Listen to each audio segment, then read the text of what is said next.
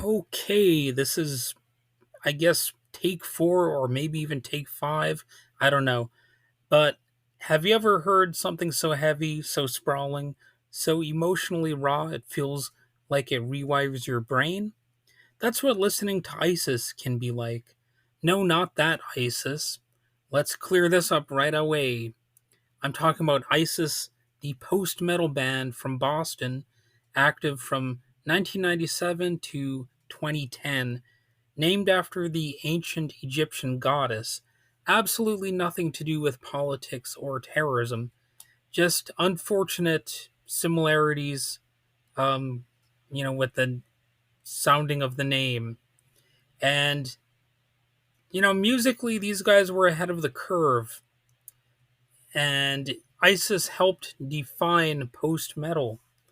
And I sometimes, don't know if I would even want to call things post metal or post punk or whatever, but it's a genre that takes the slow burn dynamics of post rock, the crushing force of sludge metal, and mixes it with layers of ambient sound and minimalist structure. So that's what post metal means, basically. In this case, there are some long compositions, sparse vocals, big moods. This wasn't metal for mosh pits, at least not necessarily. It was metal that made you feel something a little bit deeper. And yet, plenty of metalheads still like it. It's quite an accomplishment if you create metal that's not necessarily about like headbanging or, moshing around. And a fair amount of people still respect it. So let's go back to the beginning. ISIS formed in 1997. Founding member Aaron Turner, also the founder of Hydra Head Records, from what I understand, he put it simply: the band started out of frustration. The members weren't happy with their previous projects, but they had shared tastes and shared influences, and they wanted to make something new. Their influences were deep and dark. Bands like Neurosis, Godflesh, Swans, bands that weren't afraid to stretch the boundaries of heavy music. And ISIS followed that path and then pushed it even further, at least in some respects.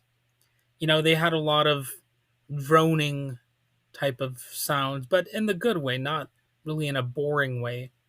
So here's what defined ISIS's sound and style: long, evolving tracks that could build from a whisper to a landslide, guitars layered like geological strata, crushing on top, ambient underneath. As I said before, they had sparse vocals. Sometimes I want to pronounce it like sparse, but I know it's sparse. I, I don't know. Maybe it's because I'm thinking with the word spare, instead of sparse. I don't know. But anyway, they had sparse vocals, mostly screamed or growled, not front and center, more like in another instrument, another layer. And there was, I guess you could say, minimalism over technical showboating. They made heaviness cinematic, emotional, even beautiful.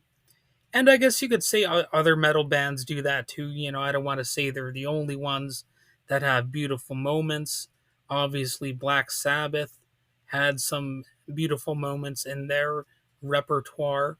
But this was a band that proved heavy didn't have to mean aggressive, and they did that pretty regularly.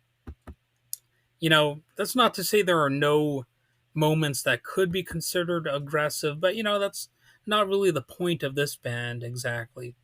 So, let's look at the big albums, the key albums that the band unleashed. There was Celestial in 2000, the Raw debut. It was heavy, and you had tracks like Celestial, The Tower, which showed their potential even if the sound wasn't fully formed yet into, the ISIS that people would come to know and love. There was Oceanic in 2002. For many people, this is the one, their masterpiece. It's a haunting mix of sludge and ambience, or ambiance. I guess you could say. Tracks like Wait feel like drowning with your eyes open, peaceful, maybe huge sounding if you want to look at it that way. And if you start anywhere, you might as well start here with Oceanic. Then there's Panopticon from 2004, inspired by surveillance and control. It's considered more melodic, expansive, and it kind of stands out for being ethereal but still crushing at times. There's In the Absence of Truth in 2006. It might even be more atmospheric. Some fans found it too subdued, but it showed their willingness to evolve. And, it's another album that proves that restraint can be powerful, I suppose. Then there was Wavering Radiant in 2009. It's their final record, dense, psychedelic, possibly a fitting end. And by this point, ISIS had crafted a language all their own, and they reached a point where they just broke up, and the musicians had an afterlife. So ISIS disbanded in 2010. They felt they had said what they needed to say. No drama, no collapse, just an end. But they didn't disappear, as I said. They kind of had a musical afterlife. Members went on to form and join other notable bands. You had Palms featuring Deftones' Chino Marino. He once said, "I've always dug the moods these dudes convey with their sound," and that's why he joined that group.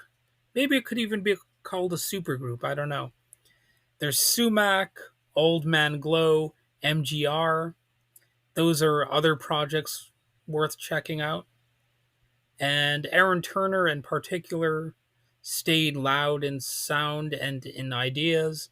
He once said, "Most of those in power are only concerned with the advancement of their agendas and have no qualms about deceiving and hurting the American people."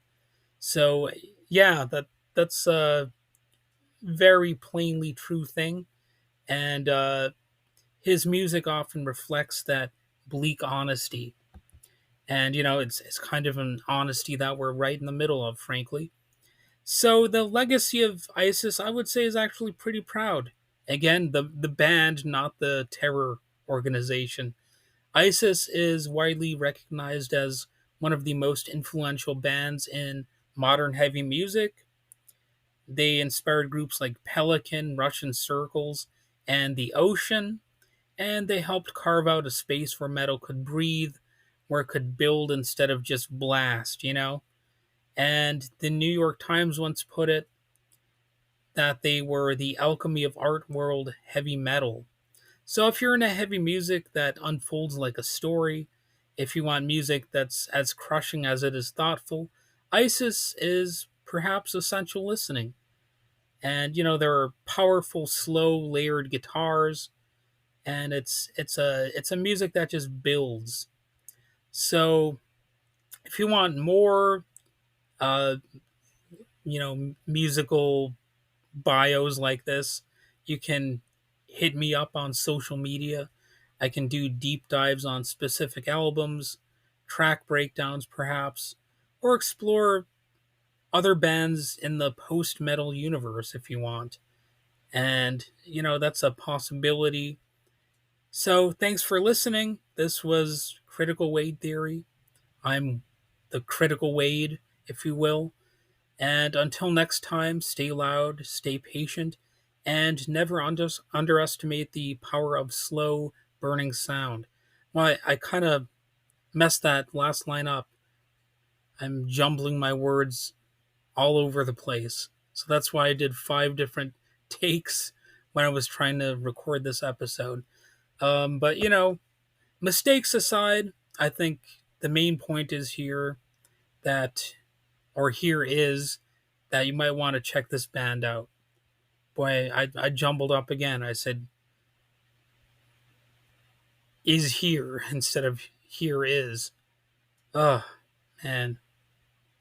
The microphone is not always my pal. Anyway, Have a good one.